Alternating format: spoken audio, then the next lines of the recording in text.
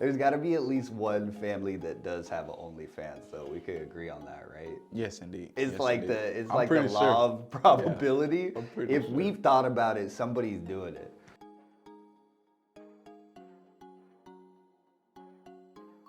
But with that, welcome to the Power of Peace podcast. Today we got Quez, part of our team, and happy you're here, man. Thanks for having me, man. Yeah, so I mean, shoot, we could just talk about whatever, but I thought it would be fun, especially since my dad's not here, to poke a little fun at him. And I want to get your perspective on the program that you went through at Eastman. So Eastman is a youth detention center, is I guess what they would call it. That's correct.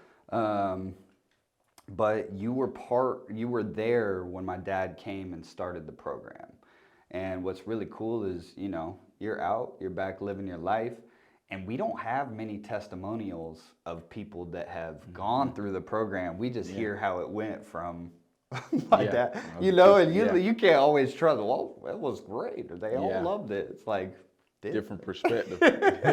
Yeah, so I guess I want to start, you're in your dorm, you're living your life, chilling, you know, trying to make things shake, protect yourself.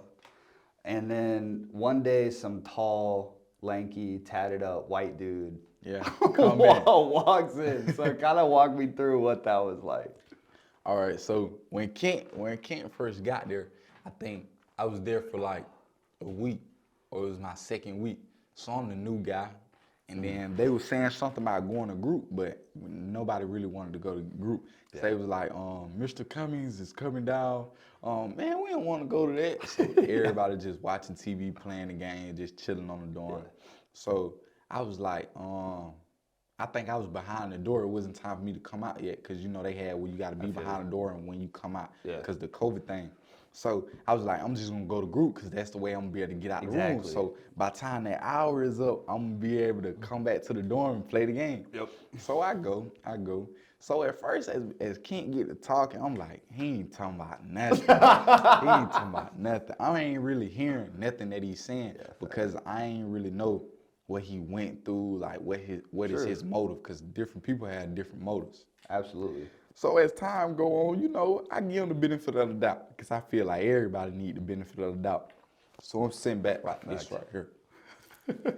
I'm looking at Kent. I'm just watching him. I'm just studying everything he do, everything he say. I'm just on him. I'm just on him. Kent just right here. He got Mr. Roots. He talking. He's going at it. He's just talking. But for a couple weeks, for about a month, I'm really not listening to nothing he's saying. I'm just looking like right through him. Whole time just sitting like this. So one day he started talking. He went to saying something about he got trauma too. I remember hearing that, because I'm just looking at him. I'm really zoned out, but I just looked right through him. So when he said that, you know, that clicked to my mind, trauma. So now I want to know what he's talking about, what he's got going on. What's his trauma like? What is trauma like? So he was just telling me like that he had lost everything, like. So when he said that, it started to catch my attention, because like his body language tell a lot. Like if people slouching over, it means like they're not feeling good, they're sad. If people is up and open, like they have their arms open like this, that means they're in a good mood. So I'm just studying his body language. But as he's talking, you know, Kent always talks like this. But when he got to talking, he was talking like this. So I'm like, okay, he's telling the truth. You can know when somebody lying and telling the truth. So he was just saying how he had got in a car accident. He lost everything. He had lost himself. He was trying to get back on track. He didn't know what to do. And if God just gave him another chance, what he was going to do with it. So as he get to elaborate and tell into detail, like what happened, how he grew up, and things of that nature, I was like, okay, I can relate. Like, everybody went through something, but his perspective of life and my perspective of life is different. But his trauma is just about, or as worse as my trauma if I was in his shoes or grew up how he did. It's not better or worse. You get what I'm saying? Different. Yeah. So then I gave him a couple cool points. You know, I gave You took notes. I gave him a couple cool points. I'm like, okay, he can't be that bad. He went through something. He lost something. A man who loses everything and still comes back and still fights. Yeah, like that's a man that you need to get to know. Because how did he do that? Like, he lost everything 2 times. Totally. Everything. Yeah. And I like that you said that you weren't really listening until he opened up and got vulnerable. Yeah. Right? Because I feel like I've been through programs, you know, different programs, but I know a lot of these things where like churches will go do like mission work, right? And you'll get some random dude that's like, let me tell you how God can save your life. And, you know, it's all just like, I'm not bashing anybody, you know. If you're working hard at something and you're spreading positivity, that's amazing. But like, there's a surface levelness of it when you're preaching from the Bible or experiences that you didn't go through, right? It's not going to hit as effectively. It's like, as soon as you open up and share things, share vulnerable things, especially about failure and hardships and tough times, it's so relatable because you're shedding that wall of, I'm not being fake right now. You know, this is not a facade. This is me really showing you who I am. And we were talking about it yesterday, me and my pops, is people think that when they share their failures and their insecurities, that other people will have a negative perception of them or look at them like they're lesser than. And it's the complete opposite. It's like, as soon as you share your traumas and your hardships with me, 90% of the time, I have more respect for you. You know what I mean? Because now you're a real person to me. You're not just... Yeah, because I can understand and emphasize where you're coming from. Because you don't know that person, really. But once you get to understand that person and just know them, then it's different. Then we could take it to another level. But if I don't really know you, I don't know what's your motive, I don't know why you doing it, I don't know you at all, I ain't really gonna feel comfortable. And a lot of people can fake it. So I had to... Absolutely. You gotta see who faking it and who ain't faking it, but time to tell, because only a person could fake it for so long. So I had to make sure he wasn't faking. Yeah, so all right, so you gave us some cool points. Obviously the program keeps going. So what kind of happened, you know, how were you peeping him after getting some cool points and going into the program? Okay, so after I gave him the cool points, I really started listening to what he was saying. But I really didn't understand what he was saying because, see, majority of the people, I'm gonna say as a whole, as the unit, you know, as the facility, Kent came in trying to give. Yeah. But it didn't make sense because he'll bring stuff and try to give it to us and fight and do all that stuff to try to get us to things that we had, I ain't gonna say wanted, we really needed, but the gang systems and stuff like that, we didn't have those. So, we had needed those on the unit. We used to have to go down and play it and things of that nature. So he was trying to give us some extra privileges. But it's like, why would he come in here just to give us privileges? Why is he doing that? That doesn't really make sense. Yeah. But as time went on and I started looking at real life and I'm gonna say prison life and start bringing it together, he was giving us something so we can give him something. Yeah. So he'll teach us how to earn a game, like how to go about things to be able to get what you want. Like, you got to be consistent, you know, courage, like things of that nature. Like, it helps build your character and stuff like that and be able to help you get the things that you may want or the things you got to achieve. That's the same thing in life. When we get mad, we can't be breaking game system and breaking TVs and think we're going to get what we want. It doesn't work like that. But it's the same thing as real life. But I don't think people really understood the severity or what he was really trying to say or what he was really trying to do. Yeah. We end up earning a game system and we appreciate it more because we earned it to it instead of it being given. For nothing. So after I started seeing like what was his motive and I seen that it was pure and what he was trying to get the young brothers to understand, I started to take liking into him now. So now it's like, I want to get closer to you. So after that, you know, he started bringing his books. I started reading his books, and I just started watching him and see, like, do he walk the walk that he say he walked? Absolutely. So, you know, I get on the phone. I get people to look him up on social media, go down, read what he say, check out his pictures. I got to check him out to make sure he is who he say he is.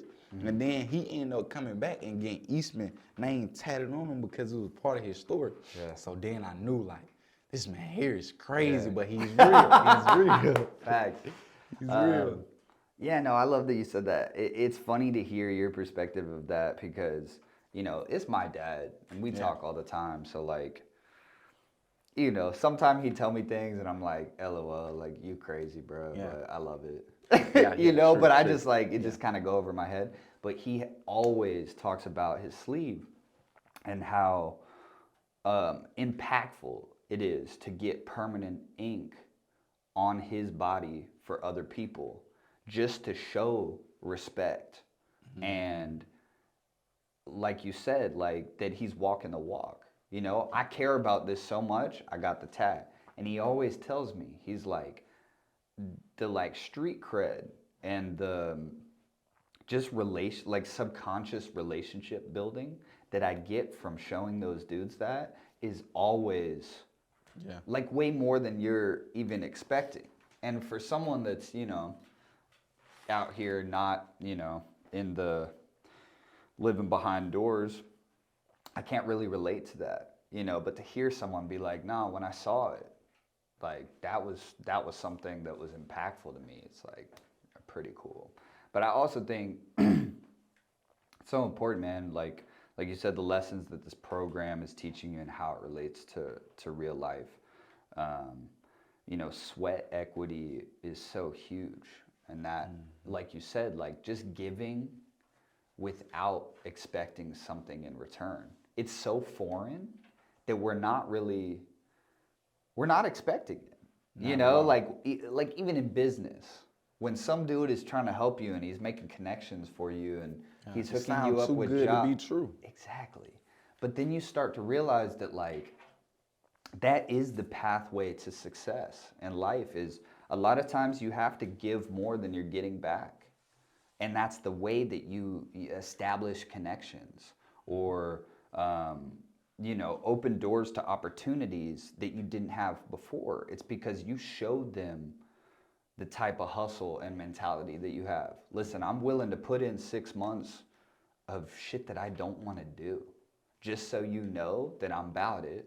And then boom, like, you know, you receive something that you weren't expecting. You know what I mean? That's right. Yeah. So, all right. So obviously you know, you did your research. You seeing him for him now, not like transparency. And then to my understanding, you know, it kind of changed like the trajectory of what you wanted to do, especially like getting out. So talk about that a little bit. Okay, so after that, I'm checking them out again. But as week by week go, I'm still studying them and really understanding the words that he's saying. So he'll say words that I really don't understand. I go back to the unit and look it up in the dictionary. And then I really understand what he's saying, like the quality of the word that he's saying and the word play that he puts it in, it was opening up my eyes. So then it's like, man, I don't want to go back to the man I used to be, so maybe I need to get with Kent, and maybe it can open up some doors and opportunities for me because he's already on that track, and he already went through, not what I went through, but he went through stuff as a man. But the reason I wanted to follow him and go where he's going is because he lost everything. Like every other man loses everything. Every other man comes to a point where he loses everything and he ain't got nothing, like, and he came up from that. So I felt like I lost everything and I ain't have nothing to really live for. So it's like, what gave him that drive? Yeah. So maybe if I get closer to him and see what drove him, maybe it can install into me because I'm hanging around him. So whoever I hang around is gonna rub off on me. So maybe I have some of Kent in me if I just trying to follow his footsteps or, you know, open up my opportunities and doors. Yeah. And I mean, I think that's so inspiring because, you know, like you said, everybody's going to get to a place where they lose everything. And like the gravity of that can differ, right? But, you know, like things that are important to you, like when you crash and burn, there's 2 routes. And one route is to give up and lose hope and just go live like a zombie, right? Like disassociate, like I lost, game over, right? The other route, which I feel like, you know, a lot of people end up taking, you might go down the I don't give a F route for a while, but eventually you're gonna accept it and realize like, all right, I'm gonna have to do something with my life. You know, how do I do that? And I think that was something so big for me is like having a support system or just people in your life that do inspire you, that you can relate to, that deal with worse problems than you, right? So, you know, I went through a period of my life where I was at rock bottom. I was dealing with mental health issues. I had lost my girl. I had lost all my friends. I lost all my money. You know, it was the first time in my life that I was going through growing pains, you know, where I was at that fork in the road. What do I do here? I don't. What you gonna do when it get hard? You know what I mean? That the first little taste of what being an actual man is here's some BS that you're gonna have to figure out. How are you gonna deal with it, right? And for me, it's like I was fortunate enough to have a lot of people in my life that I really looked up to, and people that, you know, have been combat veterans that went to, you know, 4 tours in Afghanistan and lost a bunch of friends, and they deal with PTSD and, you know, real life problems that I've never experienced, but they overcome those obstacles every day, right? And so when you have people like that, it could be, you know, anything. I'm just picking an example. But I looked at those people and then I thought about my own life, and I'm like, if they can do it, I can do it too. My problems are less than them. You know, they would trade their problems for my problems any day. And so you see, as a man, you see people like that and you're like, either I can use this to inspire me or I can use it to make me feel weaker. I think that's what a lot of people do is it almost rises their insecurities because there's like, wow, he dealt with so much worse stuff and he's doing better than me. You know, wow, I'm a loser. Right.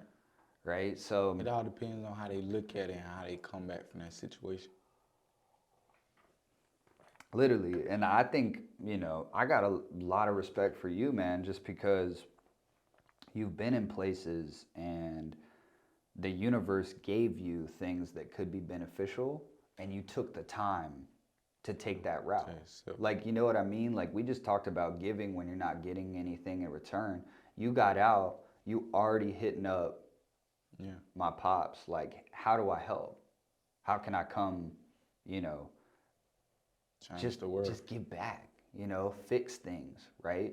I'm working on me, but I'm trying to work on the world, you know, and I admire that, man. So thanks, man. I think that, you know, you're a really good role model for like everybody gonna go through horrible things. You can't avoid that. That's life. Stop it.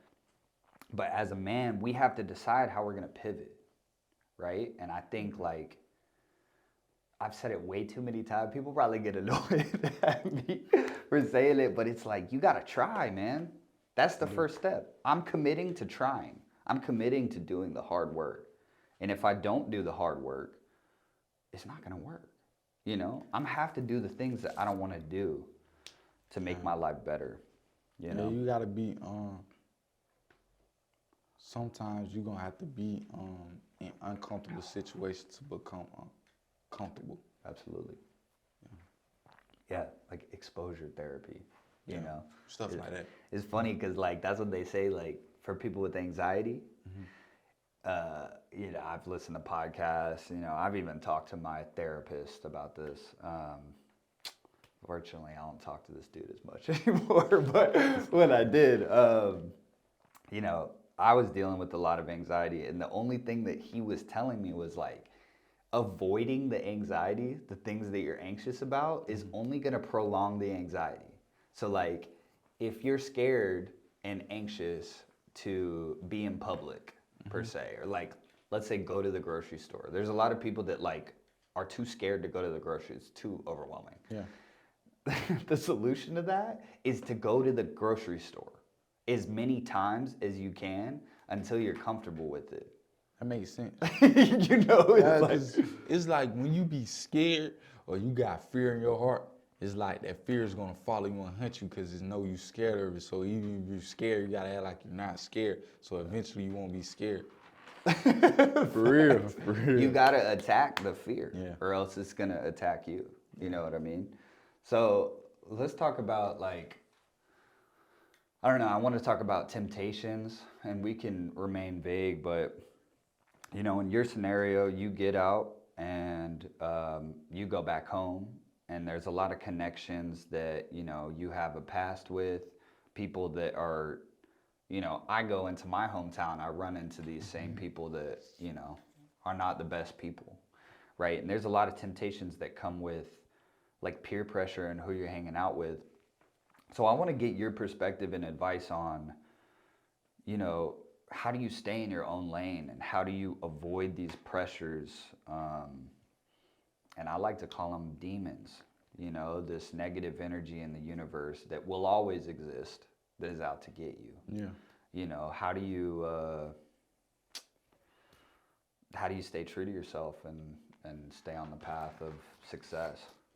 Well, when it come down to it, it's all about decisions and choices. So every decision that you make is a consequence. Either it's a good consequence or a bad consequence. So anything that you do, just don't do nothing that you're not prepared to face the consequence for. So with that being said, you got to be militant minded, which doing that, you have to be disciplined and you have to stay productive. I feel like as a man, if you don't stay productive, it's like we cannot, what's it called? We cannot accept our own instincts. You get what I'm saying? Existence, I mean. Yeah. So, I mean, I yeah, totally so- feel that. Because, yeah. like, if you're not working for something, Yeah. in my opinion, you're declining. Yeah, if we you're don't not know growing, what to do. We're gonna go crazy. Facts. Like it's in our nature. So just being productive, like going to the gym. I make sure I go to the gym, stay focused on the gym, read a book. You know what I'm saying? Like people that you care about. You got a grandma, children, wife, or things of that nature. Spend more time with them. Yeah. You know what I'm saying? Just staying productive, doing things that's just gonna catch your attention or that you like to do. If you do that, then everything else, and you have to make these things a priority. Yeah. It's all about making a schedule. Once you make a schedule, you stick with your schedule. Once you make a schedule and you continue to do it, then it becomes a habit.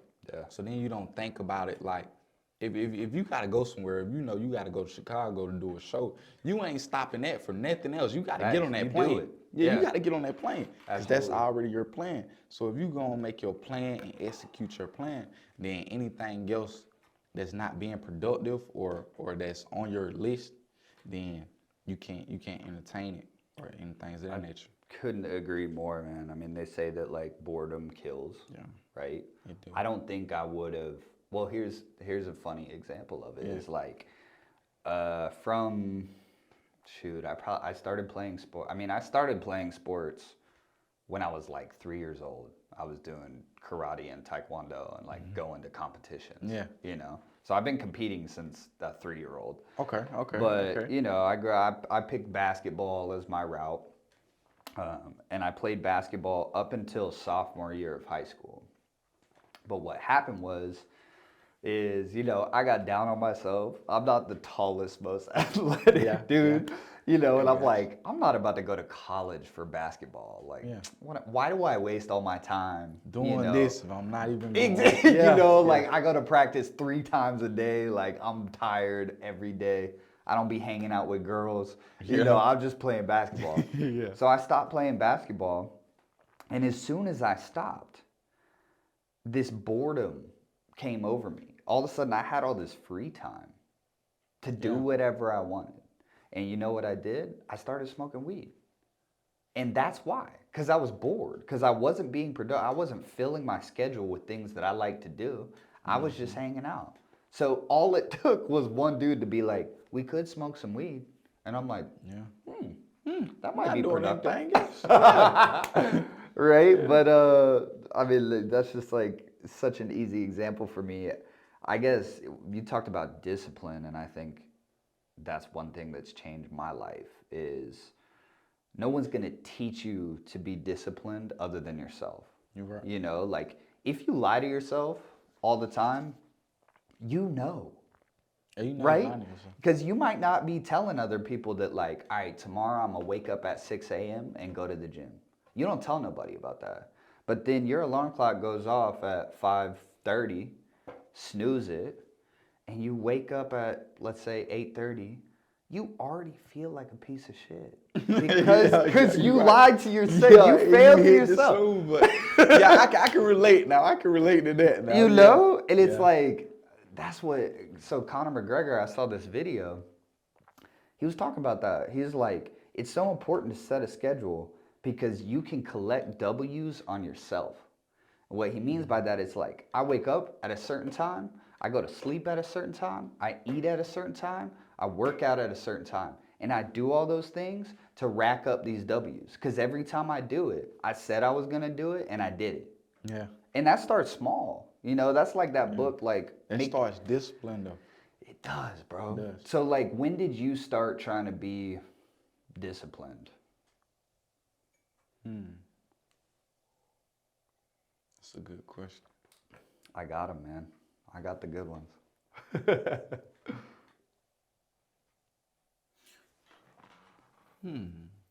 Well, really, okay, I was incarcerated and then I started to be institutionalized because really I was always disciplined, but I'm gonna say like able to fight temptation and things of that nature cause like when you're incarcerated, like you have a schedule, you got a time that you wake up, you got a time that you go to sleep and all those things. Yeah. So it came a time where I told my mom, I was like, Mom, I'm done making poor decisions.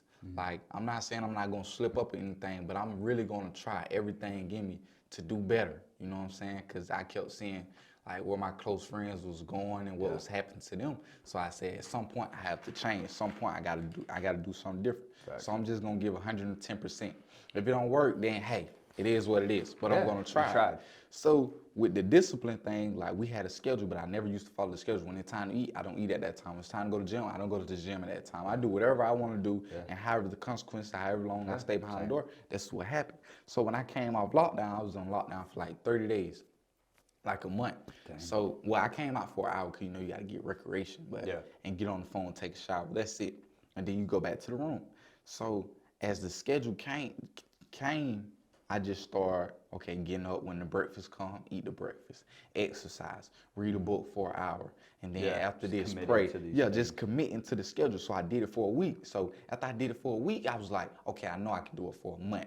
And I just started replacing my bad habits with some new habits, so that really helped out. That's the only way I feel like you're gonna beat temptation, because you gotta replace it. Because temptation is gonna come, but you gotta give something that's equally to be able to break through it. Absolutely. Yeah, another opportunity.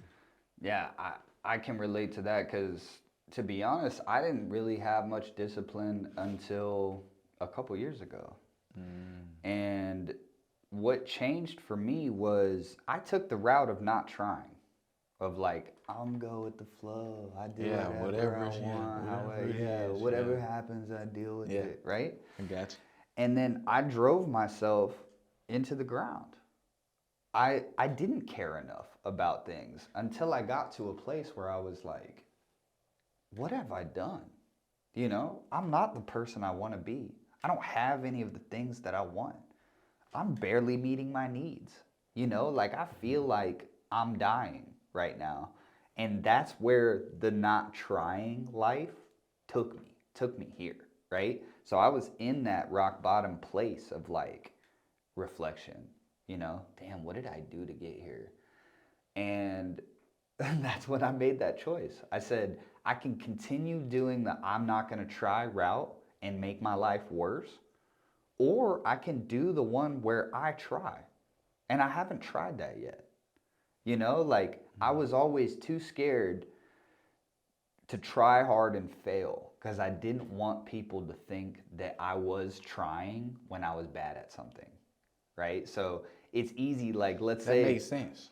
Right? Like you join a basketball team, you're not doing that good, and people ask you like, damn, you averaging 4 points a game, like what's up? The easy Yeah, answer I'm not is, I trying. don't even care about basketball. Yeah. I just do this for fun. But right? deep down inside, you really hate it, trying to. right? And so like reaching that point where I was like, screw it. I'm just gonna try. If I fail, I fail, but I'm gonna keep trying. Because that's a life that's more fulfilling, man. Yeah. If you don't try, you're not gonna reach any of your goals or make any of your dreams come true. You're gonna live this boring, like unimportant life. And for me, that matters a lot. I'm trying to do something with this like one life that we have. You know? Yeah, we only get one of these, man. We don't get two or three. We only get one. Right? Gotta make it count. And I love when people are like, well, yeah, but what about reincarnation? I'm like, listen, bro, I might reincarnate as like a leaf. And I'm I'm trying to take advantage of a person. See, like, it's different when, like, okay, you know how people say these things, but, okay, you hear these things, and I'm not saying it's not true, but see, this right here, we can see this, we can feel this, like, you know this is real. I can knock on your knee. You know I'm right here. Yeah. So it's like, when you be reincarnated and things of that nature, it's like you don't know where the next life That's is what gonna I'm take saying. you at That's all. what I'm saying. You might be a cockroach, bro. Like I'm not risking it. I got this life. I'm gonna make do. You can feel this, see this, hear this. Like, this is the realest it get. Thanks. All right, I got a question that I think is a good one. What do you think the hardest part of being at Eastman was?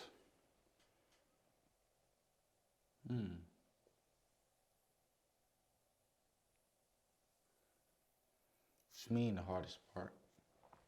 I kind of left it vague on purpose, so you can answer it however you want. I think the hardest part is the environment. Yeah. Not because like you have to defend yourself or fight. It's because like, okay, the environment, right? You know how some people get in situations and it be like, either I'm gonna try to do better and change, or either I'm just gonna make up my mind and this is what I'm doing and I'm not gonna change. Because once a man make his choice, he's gonna stick with it. That's his decision. Yeah. So when you're in not so good predicaments or situations, it make you have to make a choice. A man ain't gonna be indecisive for too long. Yeah. He's gonna make a choice and then he's gonna go with his move. So when you're in predicaments like that, it's kind of hard for you to change because you have all this negativity around you. So it's like eventually that negativity start to take. It's like you lose your soul. So you lose the motive to do good or do better because all you know is what's going on around you for a long period of time. Dang, that's deep. I never really thought about like the collective energy of it all. Yeah, that's a lot of Because energy. you around those people, you can't get away from them. Not like, at you know, all. like when you're in a negative space now, you can remove yourself from the situation. But there, where you gonna go? You ain't really got too many things to cope with. Yeah. Do you think that the program coming in helped that environment, or did it? Yes, indeed, because they gave us Park gave us a different perspective. It gave us opportunities when we get out, people you can call on, people you can trust. It gives you away from that negative energy for an hour, and that hour is a positive energy. So once that positive energy is instilled into you, it kind of linger on. So if you get 16 kids with a whole bunch of positive energy, and they got a whole 30 other kids with negative energy, this 16 energy might be able to clear some out that negative energy.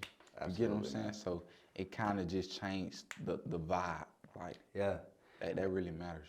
That's in the atmosphere. Awesome. And I think that's why it's so important just to like be a light in this chaotic, dark world, and spread positivity, because I just think it's so important. Like, there's so much negative energy. Right. There's people stressed, there's people dealing with things, and it's not things that like they chose, you know, it's just like there is this darkness, and that's, you know, obviously I can always do better at it, but I try to live my life from a perspective of like, no matter what experience I'm about to go into or situation, I try to be the most positive energy that I can be. Just because you never know how you're gonna affect someone else. You know, when you walk into a room and you're, like you said, you're slouched or you're down, you're not talking much, it's infectious. You know, other people feel that and they feed off of it. So it's like when I walk into a room and my shoulders are back, I'm open arms, I'm happy, we chopping it up, I'm smiling. Those people, they get fed that energy and they leave with it. You know, they go on their day and they're at least happy for that moment. And I feel like That really we helps, need because more if of you that, really man. think about it, when you're incarcerated, you're already bored.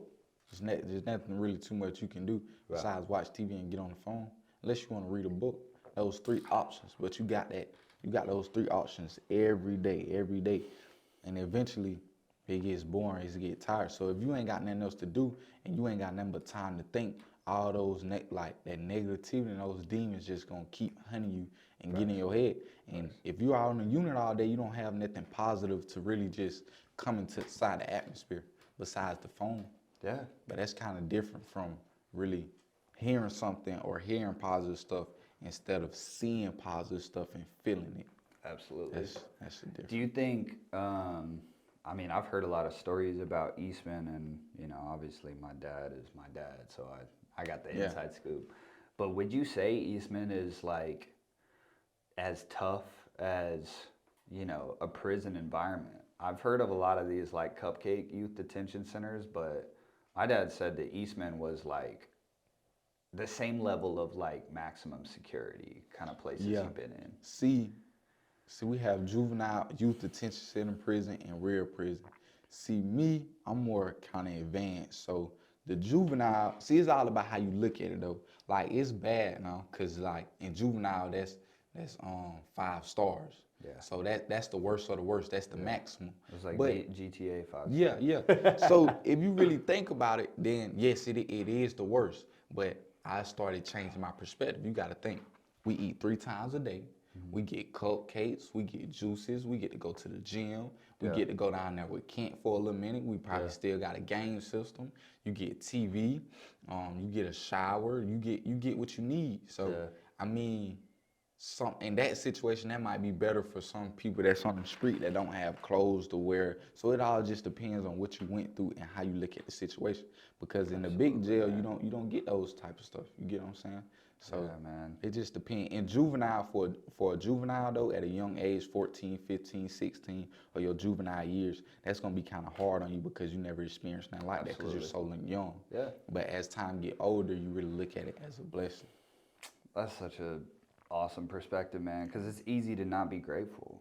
Yeah, you know, it's easy to get down, but once you start thinking of the things that you do have, you're changing your whole brain. So how you look at it. I do kind of want to wrap up a little bit. I think this has been awesome. Yeah. But if you have advice, I mean, there's a lot of kids, especially that, you know, we come in contact with in this line of work. And you know, it's a wild world. It's a crazy place, man. Like a lot of people think that these stories are like just news articles and like clickbait headlines. People not really, you know, people not really in gangs. People not really, you know, doing all this violence. Like that's outside, but it's not. It's real, you know, and we deal with this every single day. So I want to get your advice for someone that's, you know, maybe about to go to a place like Eastman, and how they should deal with that, you know, mentally, and what they should prepare for. I'll say, if you're going to Eastman or juvenile or prison or anything of that nature, I'll say what you have to prepare for is going to be mentally. Like your mind is everything. So you have to mentally be prepared for anything. Like you have to prepare yourself for anything that may come. Like if you're doing what you're doing and you get locked up, or any consequences, or anything that you do has a consequence. So if you get put in that predicament, you have to respect and understand every asset that comes with the things that you do, because you have choices and decisions. So you have to be mindful. So when you make those type of choices, you get put in those predicaments. You can't control what happens to you. When you get behind that cell, you can't control when you want to come out, when you want to shower, when you want to do this. Your freedom is took. So you gotta just you gotta just make better decisions. But if you don't make better decisions and you go on that route, just be mindful of your lifestyle, because people are able to treat you any type of way when you get in those positions. That's good, man. I say that was a banger podcast. Maybe we should get Kit off of this. Yeah, we should go and get him out We of don't here. really need him, I don't think. Well, thank you guys for listening. This is the Power Piece podcast. We're gonna keep doing this every Monday at 1 p.m. Comes out. Like, subscribe, and share. I would really say that if you find something valuable in this, send it, forward it to someone who might need this. And we really appreciate you guys. One love. Peace out. Opens our eyes, it changes our minds.